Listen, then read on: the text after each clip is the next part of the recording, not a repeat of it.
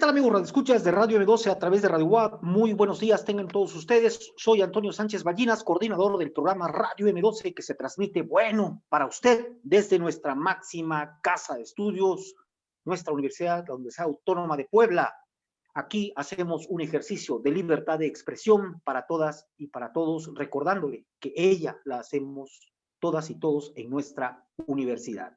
Miren ustedes, el día de hoy vamos a charlar acerca de lo que es el INE y los conflictos que ha tenido con el gobierno de México.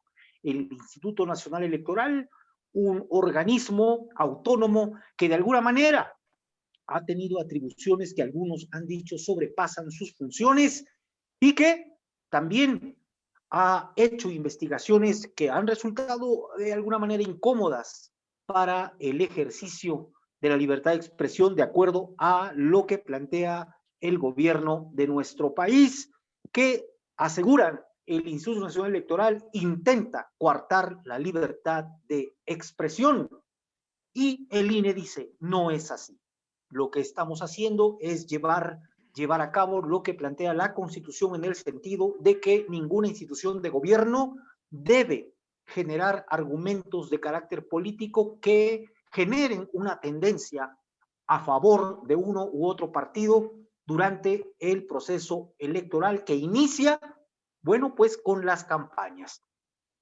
Ante todo esto, pues hemos visto de entrada que el gobierno de nuestro país se ha manifestado como un gobierno honrado, mientras el Instituto Nacional Electoral se ha manifestado como una institución del viejo régimen, de los viejos regímenes, donde, bueno, alcanzan salarios hasta de 150,000 pesos y con prestaciones se duplican esos salarios, gastos que también tienen estos funcionarios, periodistas que cuidan la imagen del presidente de este instituto y también gastos en papelería por más de 60 millones de pesos, gastos para cafetería, gastos para la cuestión de estacionamientos, gastos para cuidar la imagen, como le decía hace un momento, de este director del INE, gastos exacerbados, sueldos que van más allá de lo que incluso el mismo presidente gana. Por otro lado, le decía, el gobierno del país que se ha puesto con este halo de ser un gobierno anticorrupto y anti la corrupción, y usted tiene la mejor palabra de esa situación, tendrá una opinión acerca de eso, si es o no es un gobierno que ha luchado contra la corrupción, y parece que aquí hay una batalla. Y hay una batalla porque, la verdad sea dicha, el Instituto Nacional Electoral nada dijo cuando los gobiernos priistas generaban no solamente fraudes, sino campañas en medio de una elección. Pues vamos a tratar el tema, esperamos que pueda servir los argumentos que acá se vierten para que usted tenga o pueda formar o generar una mejor visión de lo que ocurre, una visión objetiva de lo que ocurre en nuestro país. Vamos a iniciar y para esto me acompaña su compañero Marco Álvarez. ¿Cómo estás, Marco? Te saludo, buenos días. Buenos días, compañeros, y buenos días al auditorio también, listos para el debate. Está también nuestro compañero Francisco Soto. Él trabaja, dirige junto con un colectivo muy interesante, La Guerrilla Digital, un medio alternativo también muy interesante que usted tiene que checarlo en las redes sociales. ¿Cómo estás, Paco? Buenos días. Bien, gracias. Buenos días, compañeros. Un saludo a todos los radioescuchas y los que nos siguen por internet. Un abrazo a todos. Correcto, pues vamos a entrarle al tema. Paco, ¿cómo ves el INE versus gobierno mexicano? Bueno, el INE es una de las tantas ficciones, ¿no? De la democracia en precario que vive México. Se supone que la función del INE es ser un árbitro electoral, cuando tendría que ser en todo caso un contador de votos y un visor, un vigilante de que se cumplan los principios de la democracia, ¿no? Que haya una serie de condiciones electorales que aseguren que hay democracia en el país, que vigile que las elecciones sean lo más limpias posibles y que no haya abusos de los partidos en tiempo electoral en general. Entonces, eso no lo ha hecho. El INE eso no lo ha hecho. Por eso digo que es una simulación, es una enorme y una de las más caras simulaciones que ha tenido México. Dicen los que saben que el INE como instituto o como árbitro electoral es el más caro del mundo. O sea, todo país tiene algo parecido al INE, tiene sus contadores, sus escrutadores, etcétera, su cuerpo, digamos, de escrutadores, pero no en todos lados funciona como juez y parte, como árbitro, como el nuestro, ¿no? Raro, pero no, en ningún lado es tan caro como este. Ya tuvieron que, según, ajustar sus cuentas y su presupuesto porque sufrieron un recorte de, me parece que 800 millones de pesos. Y para este 2020, ese recorte vino de la Cámara de Diputados, los obligó a hacer ese recorte, porque pues, la mayoría de sus gastos eran absolutamente injustificables. Yo creo que el 50% de sus gastos son injustificables absolutamente, y todo va a pagar los sueldazos de Ciro Murayama y Lorenzo Córdoba, y lo pongo a Ciro Murayama primero siempre, porque es el cabecilla verdadero del INE, y Lorenzo Córdoba pareciera ya su portavoz, ¿no? Y obviamente de todo el aparato, toda la estructura. Y lo poco que queda es para los cines y para construir, digamos, las elecciones. Pero la verdad es que no justifican esos actuales 19,000 millones, supuestamente, así es como quedó. Se le redujeron esos 800, pasó de 20,000 y tantos a 19,000 y tantos millones. Y bueno, hicieron su dramota, hicieron su lloriqueo, salió Lorenzo Córdoba a lloriquear ahí de que, pues a pesar de los recortes se iban a asegurar las elecciones. Pero a ver, es que el INE, para lo menos que es importante es para el tema de las elecciones. En realidad el INE empieza a ser notorio ahorita por su posicionamiento mediático y por toda la serie de tropelías que ha estado manifestando. Ahorita lo más caliente, lo que más tiene al parecer molesto a la gente respecto del INE es que además de todas esas atribuciones que se quiere dar, también quiere ser censor, ¿no?, de la vida política.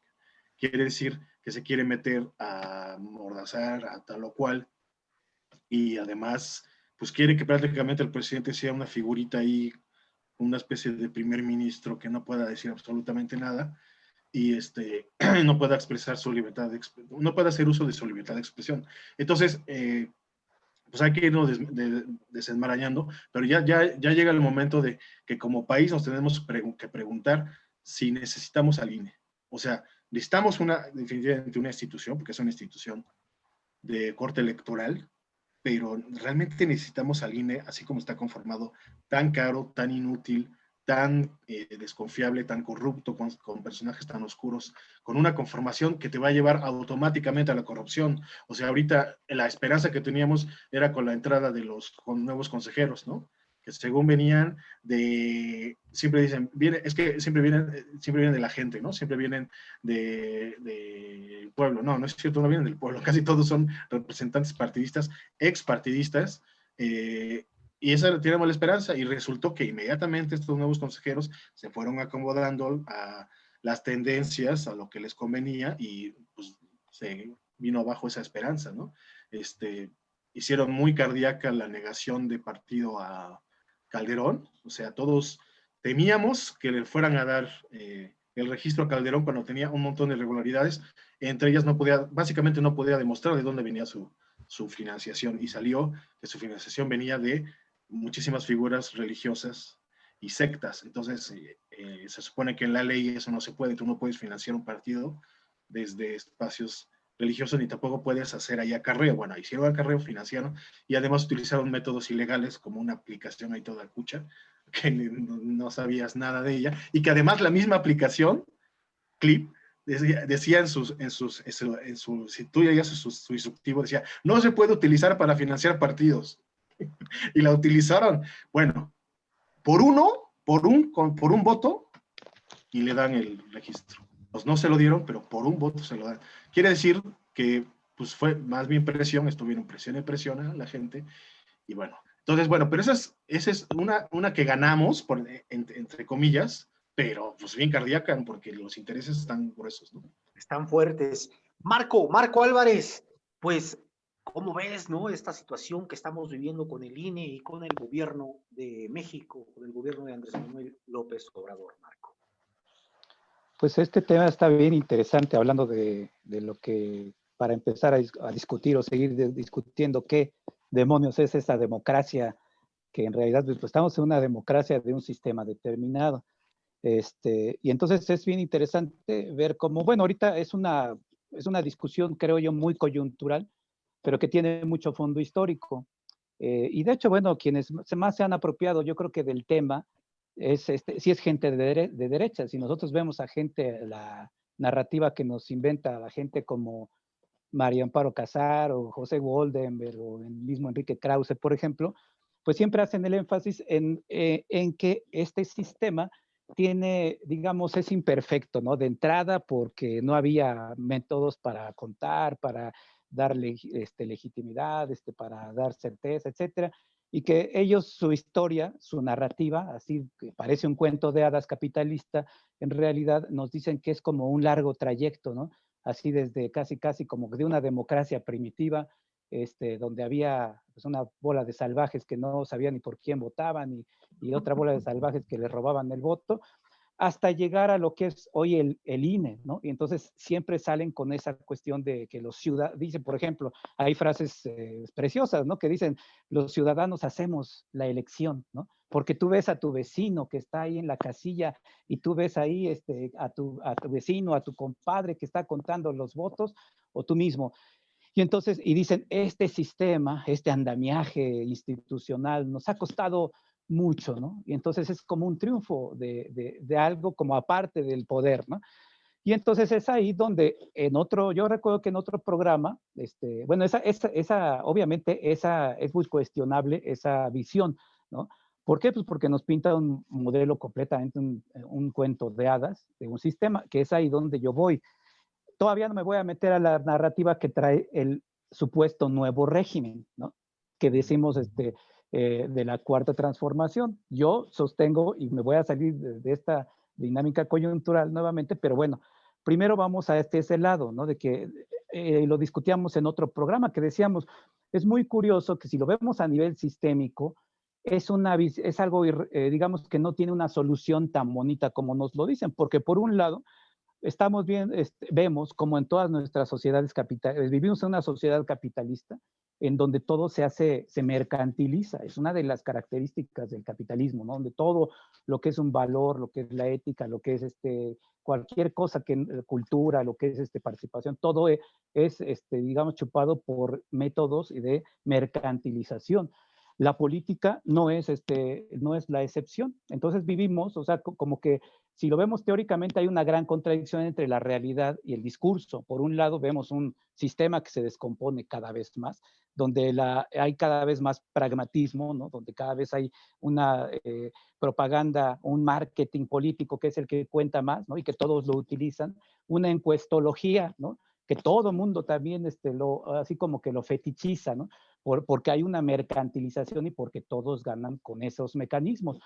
Pero entonces, si lo vemos así, pues no es así, no es congruente decir cómo en un sistema capitalista que se está descomponiendo cada vez más, que cada vez la gente es más mercancía, ¿cómo es posible que digamos que tiene una forma de elección de sus representantes cada vez más bonita, cada vez más perfecta?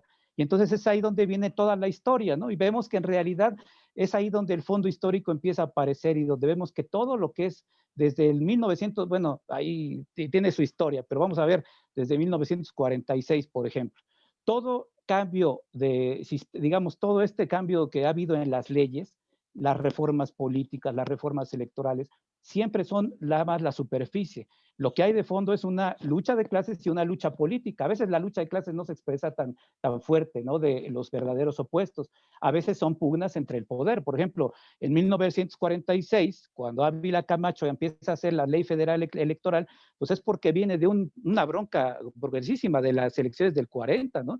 Donde Almazán, por ejemplo, le compite un general, un militar muy reaccionario, muy de derecha, Y entonces ahí incluso llega a haber cientos de heridos a partir de eso y muchos muertos. Digo, hay cifras que van y vienen, pero se habla de hasta de 500 muertos, por ejemplo, a raíz de esas elecciones. Por ejemplo, en los años 70, ¿no? Cuando el Congreso de la Unión aprueba la Comisión Federal Electoral con representantes de todos los partidos, con voz y voto, entonces ahí es precisamente por todo lo que viene del 68, ¿no? Los movimientos armados emergentes, ¿no? Y entonces, bueno, hablando, eso es lo de fondo, ¿no? Donde aparentemente todos son pugnas políticas, pero en realidad la lucha de clases es más profunda. Lo que origina un cambio ahí en la epidermis del sistema político, pues a veces que pues es como simplemente para administrar el descontento y para administrar el poder. O en el año 77, donde el gobierno federal hace la ley, el LOPE, ¿no? La Ley de Organización Políticas y Procesos Electorales, ¿no? Donde la Comisión Federal Electoral queda conformada por el secretario de Gobernación y representantes de todos los partidos políticos, ¿no? Donde hay un notario público, por ejemplo. Bueno, eso en realidad también viene, pero lo que hay de fondo es una lucha armada incluso, ¿no? La necesidad de tener legitimidad y de que en realidad no se fueran a salir de los cauces. Pero bueno, creo que por el tiempo, hasta aquí voy a dejar mi participación, voy a seguir con este recuento, con las preguntas sobre la democracia y si es efectivamente estamos viendo una lucha entre el viejo y el nuevo régimen, ¿no?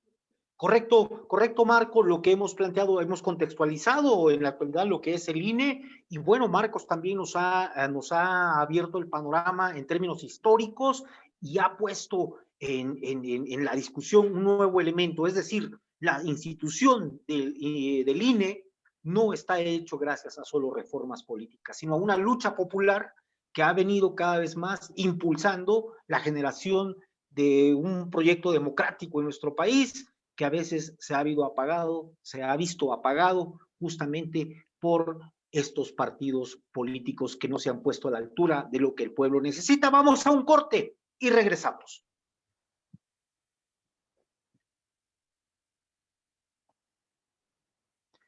Ya estamos de regreso, estimados amigos. Bueno, pues habíamos hecho ya un recuento contextualizado lo que es el INE, la problemática que estamos viviendo actualmente con esta institución y con el gobierno de nuestro país, de la cual muchos hemos sido testigos o somos testigos en los diversos medios de comunicación.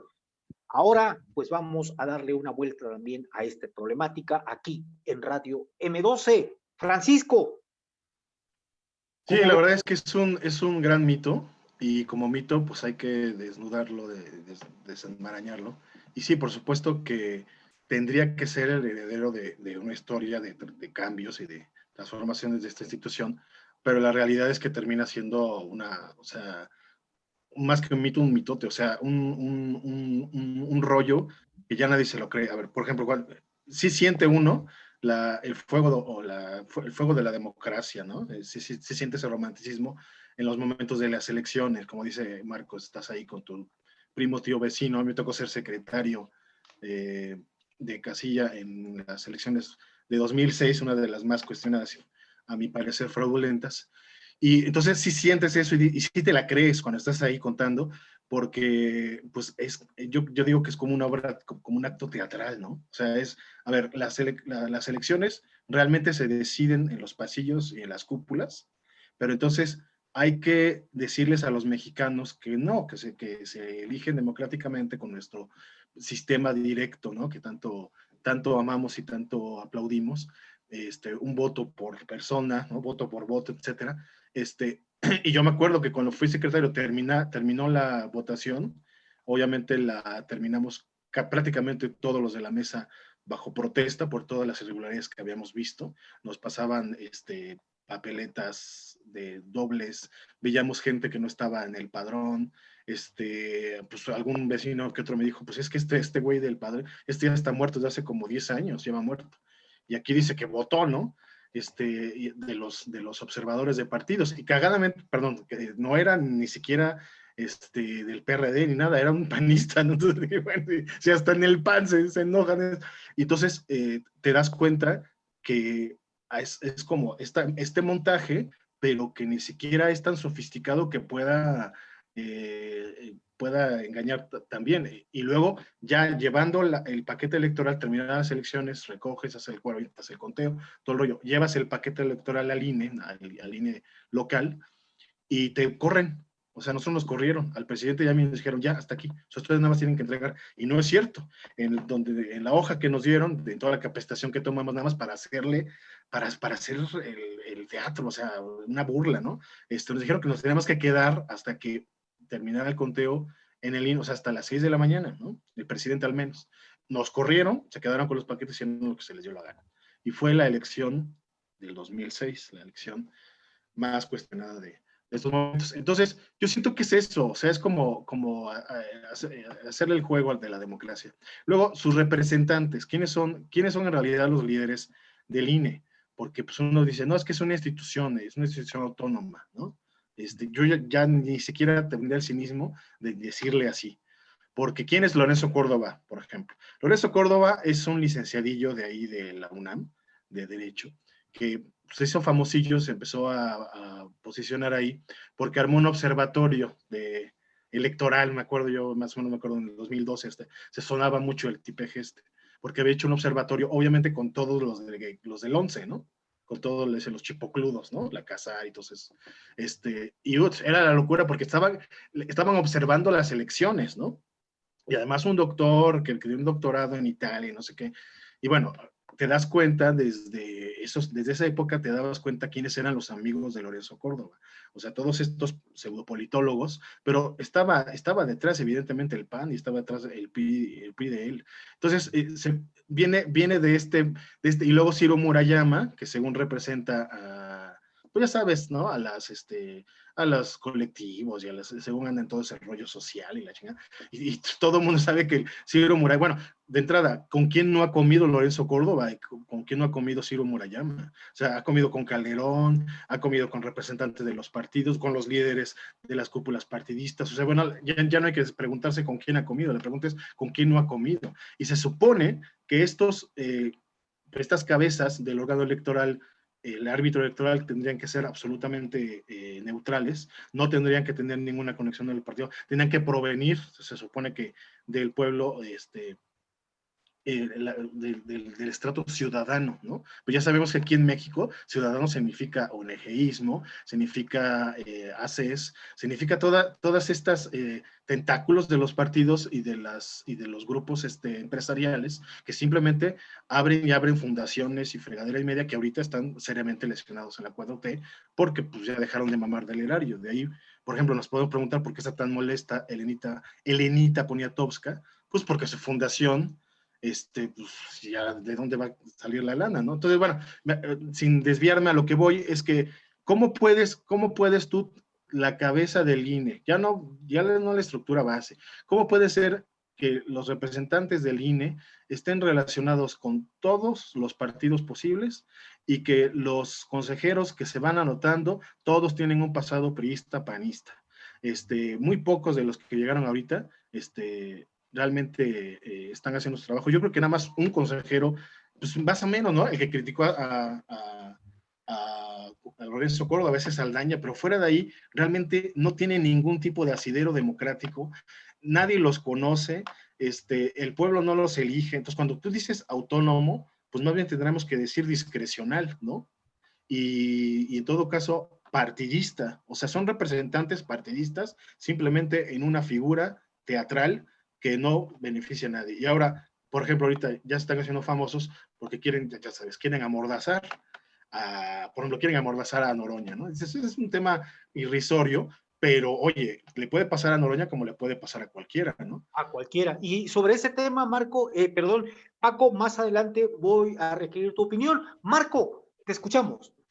Pues sí, siguiendo con ese argumento que dejé un poco a medias sobre el hecho de que este perfeccionamiento, digamos, uno de sus pilares así, es precisamente el concepto de la autonomía, ¿no? Finalmente, es muy engañoso, porque tú puedes decir que se ha buscado una autonomía de un poder, ¿no? De un poder del gobierno, por ejemplo, del ejecutivo, en este caso, pero habría que hacerse la pregunta, ¿realmente se ha garantizado o se puede garantizar la autonomía de los grupos de poder, de los empresarios, del grupo de las oligarquías. Eso es algo que, digamos, aunque fuera 100%, 1000% autónomo el INE, se lograra eso, pero en realidad estamos viendo que esta democracia sistémicamente no está funcionando así. O sea, digamos, sí, ya puede ser quizás más creíble, ¿no?, en el discurso, pero en realidad lo que hay de fondo es que las oligarquías siguen mandando y siguen diciendo en qué dictando muchas cosas, ¿no? Entonces, por ejemplo, en este recuento que estaba yo haciendo un poco de historia, en el 90, por ejemplo, es cuando precisamente, bueno, se expide el COFIP, el Congreso, ¿no?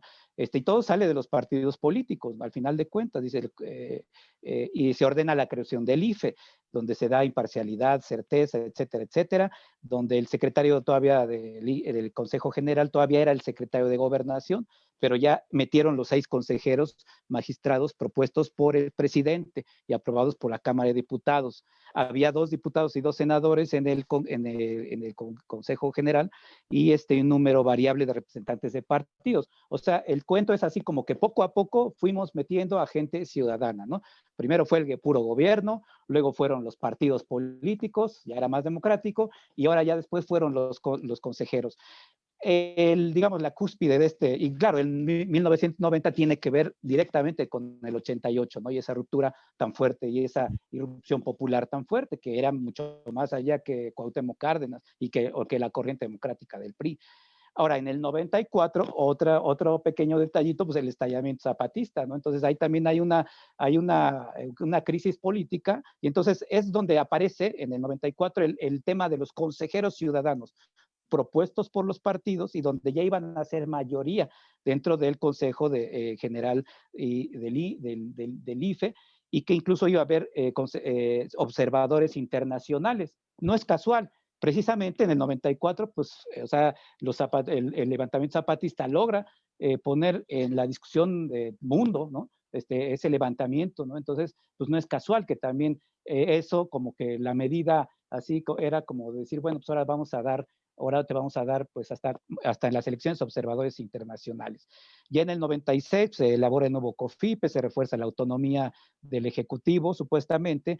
En el 2007, que tiene que ver con el fraude del 2006, precisamente se hace otra reforma electoral en donde se otorgan 53 nuevas atribuciones al IFE, donde se da más acceso a los medios de comunicación, se promueve participación ciudadana, difusión de los resultados, creación de una Contraloría General, de fiscalización, etcétera, etcétera, etcétera. Entonces, realmente a lo que voy es de que todo tiene que ver siempre con una lucha más profunda, y que en cuanto el sistema dice, bueno, vamos a dar estas garantías, pero en realidad, yo creo que en realidad el INE ha sido este perfeccionamiento, pues no es más que una de los pilares, no de la democracia, como nos lo cuentan, sino más bien uno de los pilares de la democracia perfecta.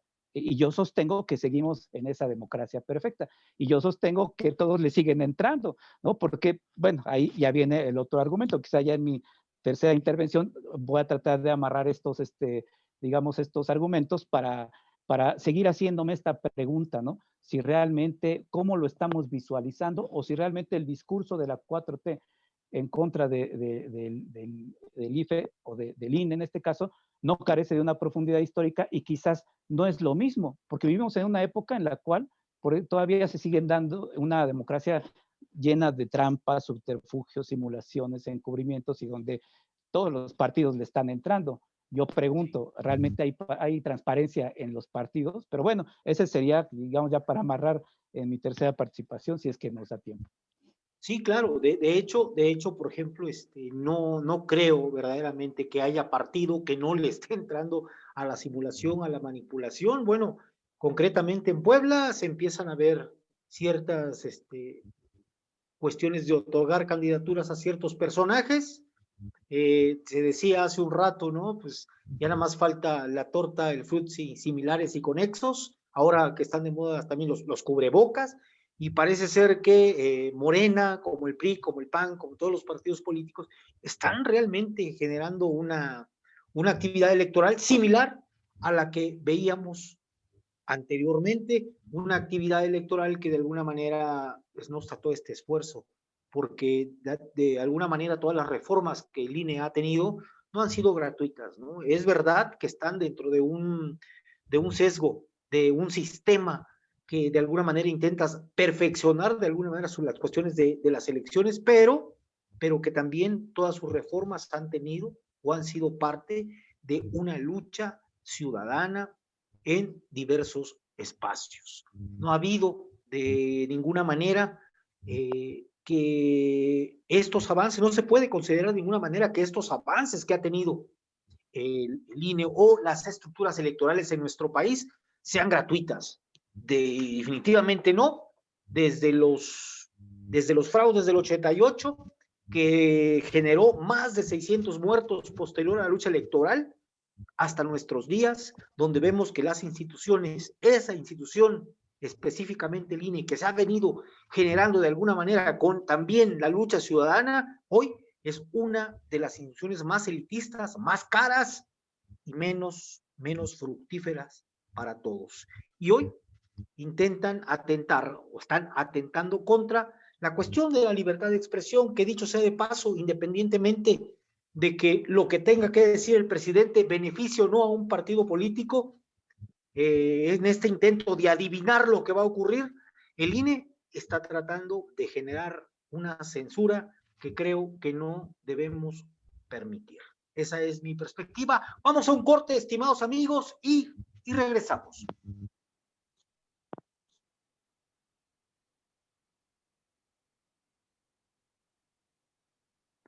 Ya estamos de regreso, estimados amigos, y continuamos con el tema que hoy nos propusimos abordar para todos ustedes. Estamos hablando de lo que es el INE versus el gobierno mexicano y esta contienda que estamos sufriendo todos en estos momentos, de la cual también, dicho sea de paso, estamos disfrutando de alguna manera. Adelante, Paco, te escuchamos. Sí, o sea, otra de las graves vejaciones que está cometiendo ahorita el INE, obviamente lo de la libertad de expresión es terrible, pero ¿hasta dónde llega esa intromisión del INE? O sea, el problema es que pareciera ser que no tiene límites. Realmente el único límite efectivo que tiene el INE, pues es todas las veces que le corrige la plana el Tribunal Electoral. O sea, si no fuera por esas jalones de orejas que siempre reciben del Instituto Electoral cuando quieren hacer sus chanchullos sobre todo contra la 4T, ¿no? O sea, los reveses, los escandalosos reveses que ha tenido, pues ha sido, por ejemplo, cuando quiso quitar las mañaneras, ¿no? Inmediatamente el Instituto Electoral los mandó a freír espárragos, pero digo que ese es un límite y solamente llega cuando ya se manifiesta escandalosamente alguna situación del INE. Pero en realidad los límites no llegan a ponerle un control y un verdadero contrapeso, todo espacio de poder y todo espacio de árbitro debe tener su contrapeso. Y ellos siempre están con la bandera de los contrapesos, etcétera. Se han erigido, ellos creen que son contrapeso del poder ejecutivo. O sea, se supone que nada más tendrían que ser árbitros de los partidos y contadores de votos. Bueno, también dicen que son contrapeso del poder ejecutivo, porque como no tiene límites ese poder, pues ellos son los que se... Pero digamos que lo otro es cómo se está metiendo ahora en la vida interna de los partidos. Bueno fuera que tocaran al PAN y al PRI con todas sus conformaciones, todos sus acarreos, porque yo me acuerdo que en las elecciones pasadas ya estaba el temor de que al menos el PRI empezara a perder muchísima membresía y nos damos cuenta que sigue creciendo o al menos se mantiene, ¿no? Y eso no es gratuito, pero ahora resulta que también se quieren meter en la vida interna de los partidos, que fue lo que sucedió con la elección de líder, del liderazgo del partido, que no se habían puesto de acuerdo por todo este problema con Jay Korpolevsky, no salía aparentemente un posicionamiento claro, entonces se mete el INE y le dice, bueno, no, para que ya se asegure una estabilidad del partido, democráticamente, pues les vamos a imponer un sistema antidemocrático que deje a todos conformes y todos contentos, que fue la famosa las llamadas esas que nadie recibió, o sea, una encuesta telefónica de empresas, o sea, llevadas a cabo por empresas que nadie conoce y que no tenían ningún tipo de asidero democrático esa opción. Entonces, ¿qué pasó cuando arman un desmadre, generan todavía más inestabilidad en el partido, todavía más discusiones y más divisiones, y gente que se supone que era, al menos estaba perfilada y posicionada en la primera ronda, que previo a digamos, un examen de conocimiento, según la gente no los conocía, y empezaron a aparecer gente que ni siquiera, o sea, que en el partido nadie los conoce y nunca habían participado en nada, ¿no? O personas que a lo mejor participaban, pero desde espacios mediáticos, como Gibran Ramírez, por ejemplo, que no tiene ningún tipo de influencia en Morena y nadie lo conoce, nadie lo pela, pero pues ahí estaba posicionándose. Y él fue de los primeros que dijo sí a la encuesta telefónica, porque era la única manera de que llegara, y esa encuesta telefónica realmente fue la que lo tumbó. Entonces, y termina quedando una dirección en el partido que pues nadie la considera legítima, porque no fue conformada por un método legítimo. Entonces, yo creo que esa era la idea macabra del INE desde el principio. Armar todo este desmadre para que al final ellos pudieran poner pues, a quien se les diera la gana, pero que quedara esa inestabilidad instalada en el partido. Y es el día de hoy que los comités de base de Morena no reconocen a la dirigencia nacional de Morena. Es el día de hoy que no hay ningún tipo de conexión y están totalmente desvinculadas porque no hay un asidero democrático. Así como no hay un asidero democrático en el mismo INE. O sea, los mexicanos deberíamos tener el derecho de poder votar a la estructura dirigente del INE. No es posible que salga de entre ellos. No, es que sale del Congreso. No, no es cierto, no sale del Congreso. El Congreso nada más es como la salita de teatro, ¿no? En todo caso se levantarán o se pondrán límites cuando ya se extremen las cosas, pero la verdad es que todo es discrecional ahí. Entonces, ¿cómo podemos nosotros estar tranquilos de ir a depositar nuestro voto cuando sabemos que no tenemos una figura, no nada más que no es confiable, sino que además sabemos perfectamente a quiénes representan? Entonces, yo lo veo muy problemático ahorita para las intermedias, porque para las intermedias se juega los congresos, se juegan las mayorías. Y la única manera de que se lleven a cabo las reformas importantes de Morena es que se conserven esas mayorías. Esas mayorías, estando una figura tan antidemocrática y corrupta, y que sabemos a quienes obedecen, pues no está para nada asegurada. Pero ahorita ya están contentillos con que, bueno, ya no va a estar el presidente, pero no fue por ellos, ¿no? Ya no está el presidente, es porque está contagiado de COVID. Pero yo me imagino que van a seguir queriendo avanzar. Aquí el tema es que el tribunal se ponga las pilas, porque ya vimos que por el lado de la mayoría aparente que tiene Morena en el Congreso, pues no sirvió para animar, porque sigue estando este hombre.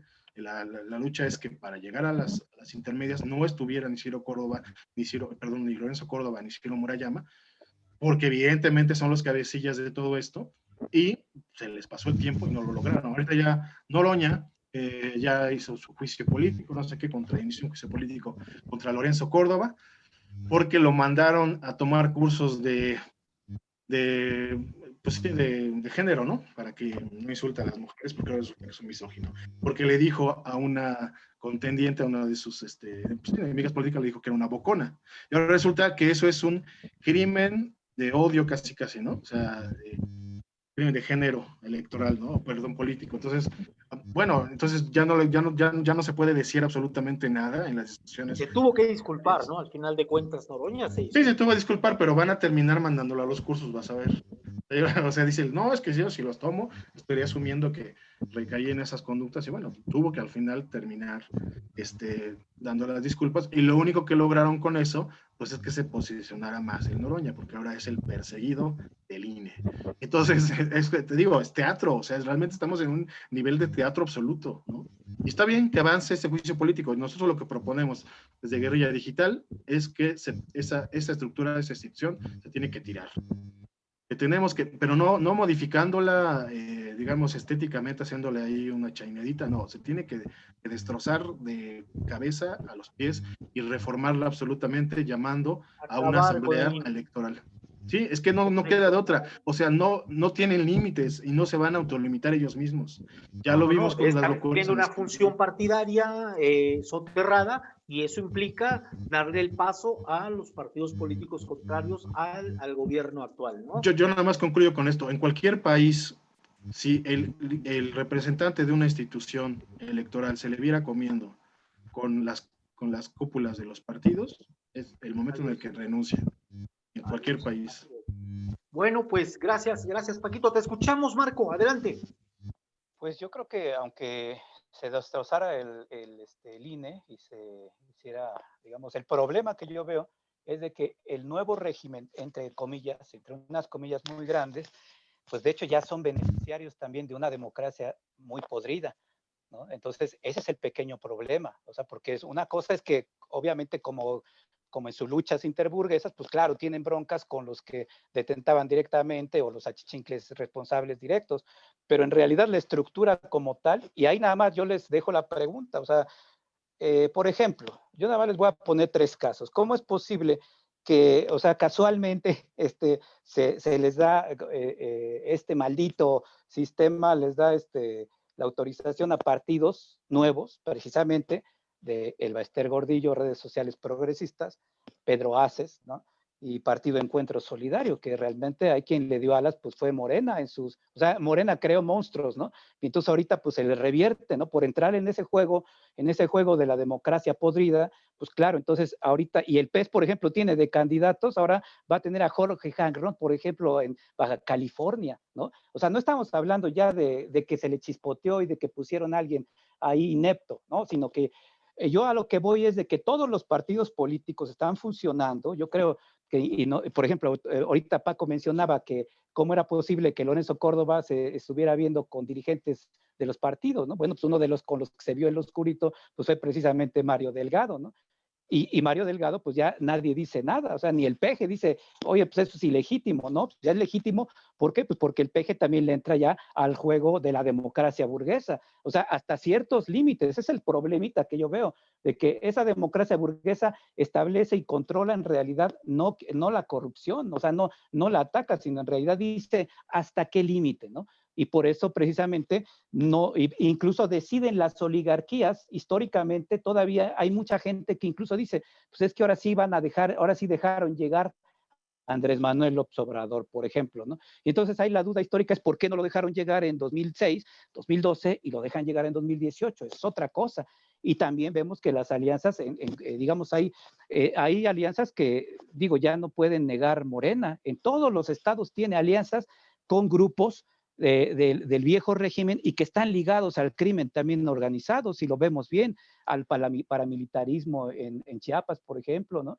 En los grupos del norte, pues también a empresas, bueno, si tenemos nada más y nada menos a Olga Sánchez Cordero en esta democracia, que incluso podría llegar a ser la presidenta, pues por razones, digamos, administrativas, que sí, pues es amiga, bueno, estuvo en Banorte, ¿no? Exoneró a Mario Marín, en el caso de Lidia Cacho, es amiga, gran amiga de Carlos Jan González, el nieto de Carlos Jan González, y hijo de Carlos Jan Ron, por ejemplo, ¿no?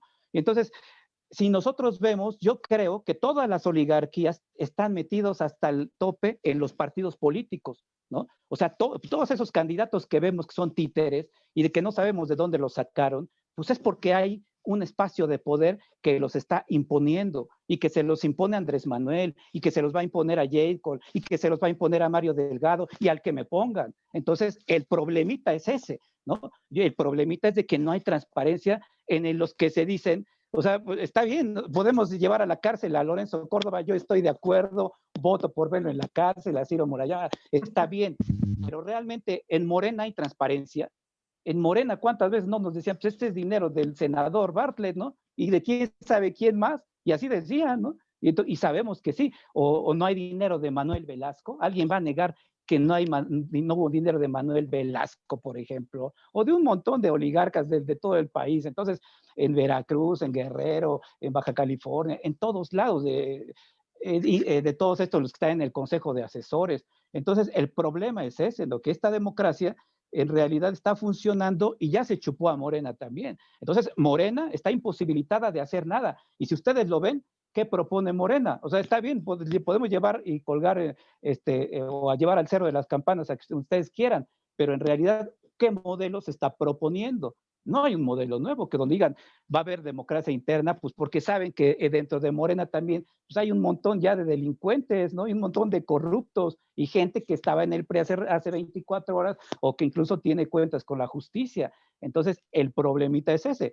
La democracia popular, el poder popular, que es algo que tumbaría todo esto, es otra cosa, ¿no? Es algo que es un horizonte que hasta ahorita suena a masturbación mental, ¿no? Casi, casi. Pero en realidad, a partir de esto, de este régimen, yo no estoy viendo ni que los Monreales, ni que ni los Marios Delgados, ni las Morenas, ni mucho menos el PRI y el PAN estén construyendo algo. Al contrario, son beneficiarios de toda esta simulación, ¿no? Yo por eso digo, pues sí, o sea, porque estuvo bien que no le dieran el partido a Calderón, pues que está en la cárcel también, pero ¿y por qué si se los dan a otros que son aliados políticos? No nos hagamos, digo, ahí ya hay alguien que pueda decir que no son aliados políticos cuando el Bester Gordillo va a Tuxtla Gutiérrez como madrina del nuevo partido de Pedro Aza, de las redes sociales progresistas, por ejemplo, ¿no? Chiapas, ahí hay un nudo también de poder, así como se hablaba, o sea, aquí es algo regional que ya se estudiará también, ¿no? Así como los grupos de poder tenían su poder económico y político, igual acá hay un eje Tabasco, Chiapas y a lo mejor otro, que están determinando muchas de las cosas, pero el problema es de que están siendo beneficiarios de todo un sistema ya demasiado podrido. Entonces yo no digo que no hay que participar en las elecciones, que el pueblo diga, pues ya nos damos un tiro mejor, sino más bien decir, no creernos el cuento de hadas, ver que realmente no está garantizado realmente que votando ya el interés del pueblo digamos, se respete. Porque si lo vemos bien en las cámaras, que es de donde sale mucho, aunque, bueno, ahorita se cuestionaba eso, Paco decía hasta qué punto la cámara no nada más como la salita así como que visible, ¿no? Pero en realidad sí también se dan muchos pactos de poder y lo hemos visto, ¿no? Como PRI, PAN y Morena pues hacen y se prestan diputados y se quitan y renuncian y vuelven y hacen toda una serie de cosas y también sigue habiendo el hecho de cómo las empresas, los grupos poderosos siguen teniendo ahí alfiles, ¿no? O sea, Ricardo Monreal, pues no me digan que es una blanca paloma, que no está ahí para algo, para determinadas agendas, ¿no? Y muchos de los que llegan de Morena. Entonces, ahí está el asunto, ¿no? Sí, Que yo Monreal fue el que paró lo del outsourcing, ¿no? Sí, pero hay otras cosillas por ahí también, pero bueno, a lo que voy es eso que yo creo que vuelvo a insistir en el discurso de que creo que esto es algo coyuntural, es que es cierto que han sido nefastos los que están en las instituciones, pero el problema es qué se está proponiendo, qué se está construyendo y si no también se son, pues digamos que cómplices también el nuevo partido, porque en muchos también se parece al régimen, al partido de Estado. O sea, yo lo he visto con gente que se asume que nada más porque trabaja en el ayuntamiento, híjole, ya andan haciendo casi trabajo para Morena, ¿no? Y entonces hay un montón de cosas en las cuales se está pareciendo mucho. Correcto. Pues estimados amigos, ya llegamos al final del programa. Esperamos que lo aquí planteado sea de alguna manera de utilidad para ir generando pues una concepción más crítica de lo que ocurre en nuestro país, en este contexto político que estamos viviendo. Gracias, Marco. Gracias y hasta la próxima, compañeros. A la próxima. Francisco, muchas gracias. Gracias, compañeros. Un abrazo a todos. Bonita día. Gracias, estimados amigos. Bueno, si hubiese un partido de los pobres, de entrada ya tendría 50 millones de mexicanos inscritos ahí por cómo está la situación, pero no lo hay. Habrá que ver si se construye. Soy Antonio Sánchez Ballinas. Por favor, pórtese mal, cuídese bien. Nos vemos la próxima semana.